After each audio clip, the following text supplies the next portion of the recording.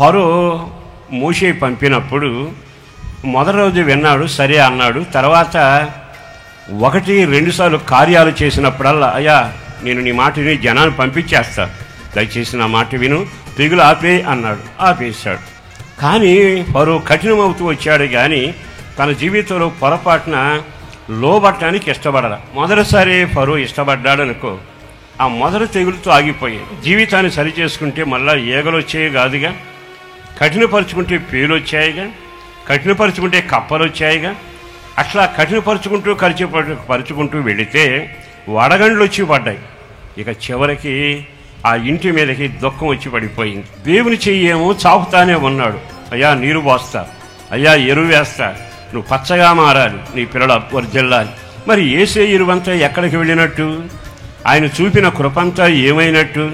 మనం ఎప్పుడైతే కఠినంగా ఉంటామో, వాక్యానికి లోబడకుండా, వాక్యానుసారంగా జీవితాన్ని సరిచేసుకోకుండా కఠినంగా ఉన్నంత కాలం మన ఉదాహరణ ఒక్కటే. ఫరో ఉన్నాడు, 10 సార్లు హృదయాన్ని కఠినపరుచుకొని అతగాడు దేవునికి లోబడల. ఆ ఇంటి మీదకి, దేశం మీదకి పేలు వచ్చాయి, తర్వాత ఈగలు వచ్చాయి, తర్వాత భయంకరమైన వడగండ్లు వచ్చి పడ్డాయి. ఓ రకంగా చెప్పాలంటే ప్రతి శాపాన్ని తెచ్చుకున్నారుగా. ఈ రోజున ప్రభు నిన్ను నాటింది సంఘంలో ఫలించడానికి, విస్తరించడానికి, వర్ధిల్లడానికి. మరి అట్లాడప్పుడు నువ్వు తవ్వబడాలిగా. నీలో తవ్వబడటానికి ఆ కాట్యను గట్టిగా ఉన్న మనసు సరి చేసుకోగలగాలి. ఎప్పుడైతే దేవుడు గద్దించినప్పుడు మనం లోబడమో, దేవుడు మనల్ని హెచ్చరిక చేసినప్పుడు వినకుండా ఉంటామో, దేవుడికి ఏం చేయలేడట. అంటే అర్థం ఏమిటి?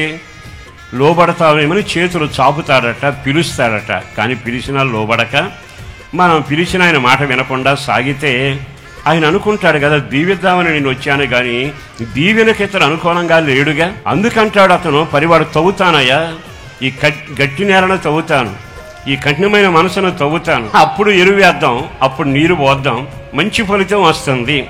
అంటే నీ జీవితంలో అభివృద్ధి పొందాలి అంటే దేవుడు దీవించేశాడు.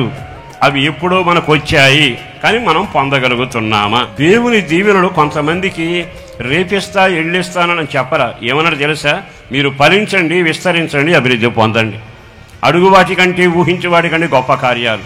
కానీ నీ వ్యక్తిగత జీవితంలో ఆ నేల గట్టిగా ఉండడం వలన నీ జీవితంలో అభివృద్ధి పొందడంలా. ఒక మాట చెబుతాను, దేవుడు ఆశీర్వదించి నాకు ఇప్పుడు వెనక్కి తీసుకున్నాడు. సంఖ్యాకాండం 23వ అధ్యాయము 20వ వాక్యం చదువుతారు.